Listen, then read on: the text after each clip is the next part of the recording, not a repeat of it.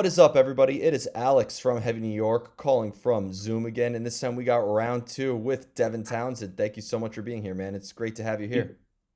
So welcome, man. Good to see you again. Thanks. Yeah, of course, man. It's always great to have you here. I think it's fair to say we did an interview right before the world ended in 2020, and I think it's fair to Right. say you've been on a crazy creative spree lately with the release of Light Work, Dream PCP, the puzzles, Snuggles. I mean, where did this creative energy come from the past couple of years? Was it just the chronic isolation? Was there the observation in the world? How did you just go on this never-ending creative spree? I think all those things play into it. At the root of it, I love doing it. That's, I mean, I can intellectualize it as much as I want, but it's like I just love it. I love to create. But I think over the past couple of years that got compounded as well with a few things. Like there's certainly panic trying to pivot the career to something that could be sustained so that when things reopened to whatever degree they do, I'm still able to create. Um, and I think trying to figure out a pathway through it required a lot of new angles to be discovered. And you know what it's like on the creative path. It's as soon as you discover one thing, it opens your mind to something else. And then you want to explore that, and by doing that, you explore other things. And yeah, man, it was very productive. But also now I'm in a different place where I'm spending a lot of energy now getting myself set up for the next thing that I do, right? And it's a fundamental shift, so it's a lot to do. When you enter the songwriting process for any of the projects you've been involved in, do you have like a preconceived vision? Do you go into it with a plan, or do you kind of just not more or less like you're the art's humble guide in a way rather than just being, Oh yeah, oh, it's constant creator?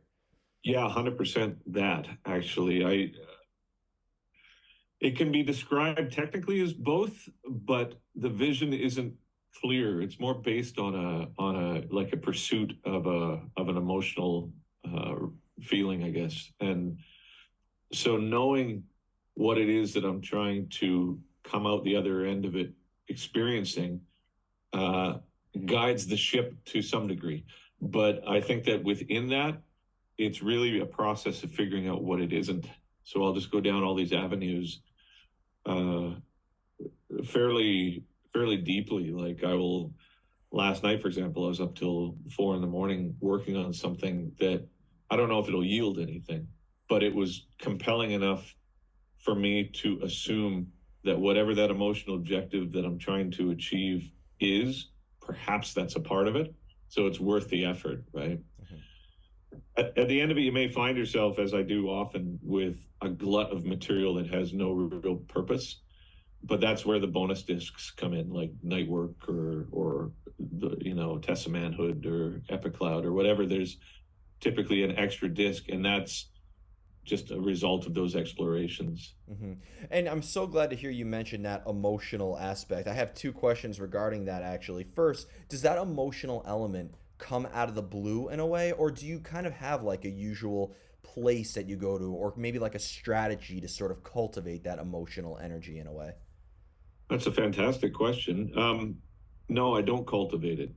I think I think my life and my personality is confused and confusing enough that even even with my best intention to keep my shit straight, I'm always gonna stumble across something that seems emotionally interesting enough for me to pursue.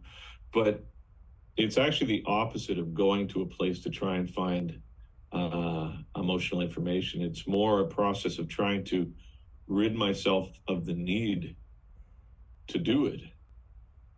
And although I'm not ignorant enough to assume that that's ever going to end, like I'm going to all of a sudden hit a point where I have nothing more to say. Um, the goal is to try and uh, make myself as centered as I can be in a fundamentally chaotic universe, I guess. Hmm. And perhaps the naivety that comes along with the assumption that that's possible is where I stumble across all these things. Who knows? Mhm. Well, emotions are always such a stamp in time. They are a feeling representative of a time and a situation. But you're working. Sometimes you're working on a song for a very long time, and being such into the realm of prog, the music is you aren't afraid to explore the longer song lengths. But do you find it maybe the longer that you're working on something, the harder it is to sort of maintain that emotion that initially sparked that idea? Maybe not the emotion, but the arrangement. So I'm most fortunate when an entire arrangement appears spontaneously, and by that, essentially between 4 to 6 parts that work really well with each other. If that happens, I mean that's a blessing, man. I'm so psyched for that because what usually happens, I have two parts that are compelling, and so the emotion maybe doesn't go away, but trying to then add the additional pieces to that puzzle that still adhere to what I'm feeling from the original two things can be frustrating. And oftentimes, what I'll find is that maybe they'll have two parts for a song that are really like they really hit the mark. And then nothing else that I come up with seems to play ball with it. And at that point, typically one of two things happens. Either eventually, like you had suggested over time, something happens. I'm like, there it is. There's the missing piece, and now I can put that to bed. But oftentimes, what happens is I just don't find it, and then I just sort of tack something onto it that concludes it, and then it ends up being a bonus track, right? Where it doesn't. It's not like I dislike it, but those two parts were really good, and those other three parts are, they're cool. They work. Yeah. But the ones that really are exciting to me is when you get all of the pieces together. You're like, oh, that's cool, and that's cool, and that's cool, and that's cool, right? Yeah. Well, I've always said art is life. It is. It's sometimes it grows, it develops, and it could also eventually die sometimes as well. Do you prefer if everything you've created, whether it is with your solo career or with Strapping Young Lad or any of the work that you've done, do you feel like the music and the concept could maybe evolve over time as you evolve as an artist, or do you prefer if everything you create is more or less just representative of a moment in time and it should just stay in that moment? Again, at the risk of sounding redundant, it's both, and by that I mean that everything is a moment in time, of course, but if I've got any attribute, frustrating as it may be, that I think really plays into my ability to do what I do, it's that I'm a perfectionist, but I'm profoundly imperfect. So the combination of that is this constant need to refine things, whether or not it's the process or a sound or a technique or whatever. And so what ends up happening is, as much as these things are moments in time that you can't really go back to, if I feel like I didn't hit the mark, I'll redo it, or I'll take a theme of something that I've worked on years ago that maybe I didn't explore fully. And I often know I haven't explored it fully when it's still there. It's still, if I've purged it completely to the best of my ability, or to the extent that when I hear it, I think there's no need to take that any further because although imperfect, it says what I feel it needs to say. If I haven't reached that, physicist was a good example. I'll just redo the songs, or I'll take a theme from something years ago, and it will show up uh, subconsciously in a lot of ways in what I'm currently writing. And so people will say, okay, there's a reference in this song to a song in the past, but it's not a conscious reference as in I'm trying to be clever about it. It just sneaks in there because I guess on some level I feel like I didn't like mine that vein enough. Hmm. So it is moments in time, but I'm constantly revisiting things that I think have more to offer, right? Well, definitely. And I think that one of your songs isn't just one moment in time. I think every song is multiple moments in time with the experimental elements. Children of God is like a 10.5 minute long song. So you're going through multiple dimensions. And when you open up with like the title track, Lightworker, that 5.5 minute track is an adventure. But when you're bringing this material live, like when I saw you at Warsaw, in 2020. You were touring off of Empath, so we got a bunch of those songs, but we also heard a couple Strapping Young Lad songs as well. So when you are playing live and you're going through multiple time periods throughout your career, do you feel like that brings another layer of context to the material when you're bringing songs from multiple eras of your life into one setting? Yes, yes, but by default more than by design, right? Like it's just because those pieces of music were all written at a different period of my life, they're just by default going to bring those things into it. But my criteria for playing them live is not what they meant to me at the time, but what they mean to me now. So I'll play songs from the past because it seems to be either thematically or conceptually or just sonically, it's like, oh, that still works for me. Like, I found, for example, that playing Almost Again by SYL works for me now. And it's not because it was SYL. It's not because it's conceptually what it is. It's just, well, maybe it is, but it's just, oh, I like that song right now.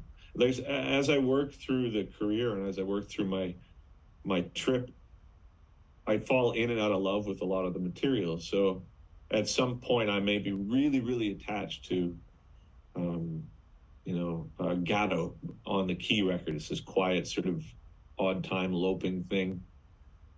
And then all of a sudden, maybe my emotional sphere veers off in another direction, and and then it just doesn't appeal to me as much as it once did. I'm fortunate that I've got so much material, so that when I'm putting together a set, the process is more about, well, where are you right now? Like, what is it that you want to hear of this all this material? Like, if you can choose that, what do you want to hear right now? And that makes it such that other than the songs that the diehard fans want to hear, I can kind of just go through and say, well, what do I want to hear? Yeah, of course. And so I've been sort of choosing musicians recently for live based on that thought. Okay, so where am I at? What do I want to play from the catalog, and who's best to facilitate that right now? Of course. And like there's times where like for instance, I don't want to hear like a sex and religion song without you and Steve Vai together. I think that there are times that should sort of remain where they are in a way. But again, Sure.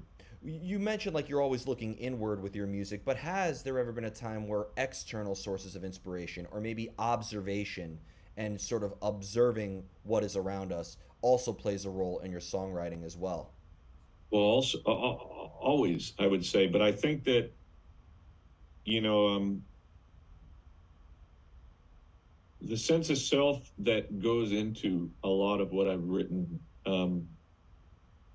I think can be interpreted as an inflated sense of self importance. But as devil's advocate for that, I would also argue that maybe that adherence to the first person perspective that I write a lot of things comes from. It's just I'm easily overstimulated. So a lot of times, when I'm in the presence of world events that are uh, profoundly traumatizing, profoundly awful, that have you'd be a sociopath to not be emotionally affected by these things. A lot of times the reason why I don't sing about those things or talk about those things is not because they don't mean anything to me, but just because I find that I get so wrapped up in the emotional component of it that I don't actually know what to say. It's like it's like these things happen, like war or whatever, and you're watching it, just like I'm not aware enough in a lot of ways of, or maybe not even aware. It's like the implications of that level of suffering of people is such that when I sit with it, I don't feel like I'm writing that I should write about it. Not because it doesn't mean anything, but I think, well, if your objective is to try and help, which it is, I mean, it really is. It's like, as are most of my friends, it's like, why would you want to make shit worse for people? I mean, I'm sure there's people that are like that, but if that is my objective, I'm thinking, okay, well, what I can bring to the table here is my own observations of how it makes me react or how it makes me feel.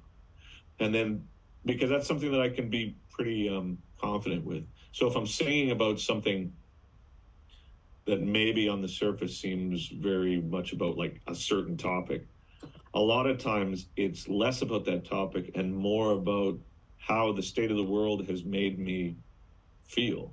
Hmm. And that seems like just a topic I can hang my hat on. I'm like, okay, well, you know, sadness or whatever the topic is, it doesn't really matter, right? Yeah. So I think that the external things have played into it for as long as I can remember. More now, actually, more now that I'm older. But I think they've always been there. Yeah, And if darkness or agony or the sort of trauma in a way, obviously it's very cathartic to make artwork about that. But do you feel that when you have to confront your demons? I've always said that when darkness or pain could sometimes be the ammunition for art, artists can sometimes become victims of their own product in a way. totally, Has there ever been a totally. time where the creative process was more deteriorating than it was cathartic? Yeah, and it's just because it's gratifying. It's like if you're coming at being a public, even to the degree that I am, artistic entity. Um, I speak for myself, but and obviously not for everybody, but a lot of people, I would imagine, come into it because they're fundamentally maybe in want of something. Like maybe they need validation, maybe they need uh, the attention, or whatever it is, right? I'm sure that uh, all those things played into why I started. Um, Let me just think. What was the question? I Could, lost my track. could darkness being the source of your Oh yeah, artistic inspiration be deteriorating as it is cathartic? yeah. So I think that darkness can be a very powerful motivator, specifically when you're in your early 20s, because there's a lot of the fundamental things about childhood that you're having to sort of recalibrate, and with that comes the awareness of things that are more um, on a world stage, right? But the problem with the combination of that kind of interest and that rite of passage with maybe a fundamental lack is that it can become very alluring to continue past its due date. And I think that once you've worked through these psychological motivations, to continue to go into them for a reason that is just because it is gratifying, and maybe you will become famous for it or you become wealthy for it or whatever. I think that is a slippery slope. And I think that now oftentimes people will say, oh, you should be angry again or something. uh, but of course I'm angry, about many things, of course, but I also recognize now that the way that I learned how to communicate anger as a child was skewed with fear, and uh, to go through the things that threw out into the world and then yielded in result was my rite of passage. But now I think there's a real distinction between acknowledging and participating in the darkness, yet you have a choice as to whether or not that's what you want to throw out there. And I don't think that there's I don't think that there's an absence of value in portraying those things, but I think again it's alluring to do it to the exclusion of everything else, as opposed to have it in a healthy place, which is for me, it's a part of life. Absolutely. That darkness or the agony or whatever, it's a part of life, and to ignore it is as damaging as reveling in it. But also at every moment you've got a choice. It's like, do I need to say this? Hmm. It's not. I need to experience it. I need to allow it to be there so I can understand it and its place in my current sphere. But do I need to get up there and, like, much less so now, at least, than it used to be. Yeah, and with that too, like, do you almost feel like kind of lost my train of thought of what I was going to say. It was such a good answer, but like the when agony and darkness comes into it, you have different means of expressing it too. Like you and Michael Ackerfeld both have been told you need to sound angry again, going to both Sure. Blackwater Park and Strapping Young Yeah. Lad days. But like people say, like they see the darkness in our art, and then they think, oh my god, that person must be miserable. But I've seen plenty of artists that sound nothing like metal at all, sound like the poppiest stuff you can imagine, and there's a lot of misery behind it. And could it resonate with you differently depending on what is the source of not even just the anger but the emotion? If it's an internal source versus an external source, does it have a different resonation with you? Well, I mean, one of the most intriguing parts about the interview cycle is that you're asked to analyze things that I never think about, right? So when I write, I never sit and think, what am I going to write now? It's just I just start writing. I've got my process of creating content is super efficient. Like it's super efficient. I've been doing it for so many years that my templates, my workflow, and whether or not it's here or somewhere else, it's like super efficient for me to do the things that I do. And a big part of that routine that I've established over the years is about coming into it with no agenda. And then last night, for example, I wrote something and basically just started with I was trying to figure out the low end in this room, right? It's a new space for me, so I've been trying to figure out where it should be set so that when I take it out of here, it's accurate. So what I'm hearing in here, I can take out and all I basically did was I started with a drum loop, and then simply by refining that tone, I started finding it's like, oh, if we move this kick here and if we do this here, then it becomes something that's like got a interesting time signature. And then all of a sudden from there, I'm like, okay, well, that's where the low end should be set. So okay, I keep hearing a bass thing now, and then I start adding the bass, and then and then I have a sample idea and then by the end of it, I had something that's 4 minutes long, uh, and has enough cliff notes in the demo that when I go back to it, if I go back to it, I'll know what it was that I was in pursuit of in the creation of it. And as a result of that, I never know what's going to happen.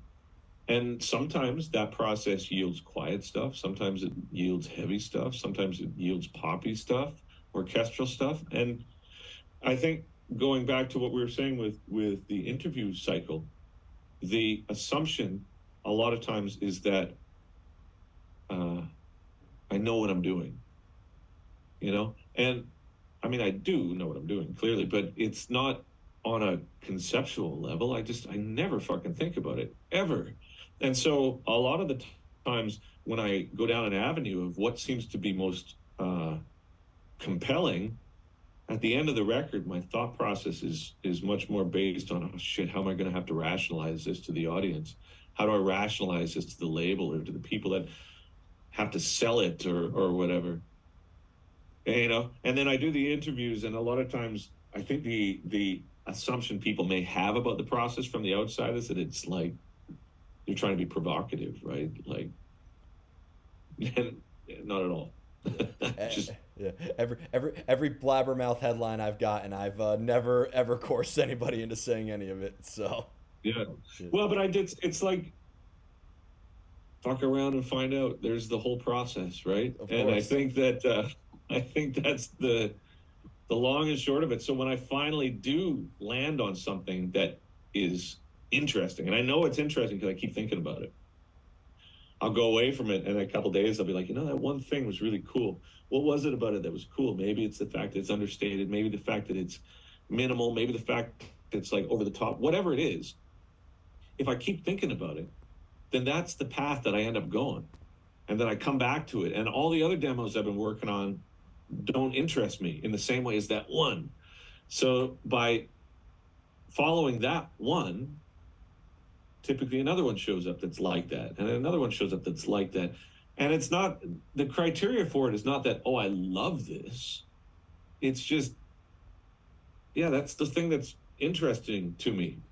And people smarter than I can analyze why, but it doesn't fucking matter. It's just the only way that I'm going to be able to do anything that's worth the time of the listener, in my opinion, is if I care about it.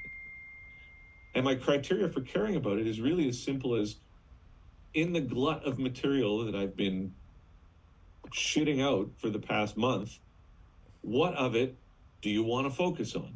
Yeah, You know, absolutely. that's it. Absolutely. So, Yeah. before we go, I want to thank you so much for your time for another amazing conversation, truly inspiring.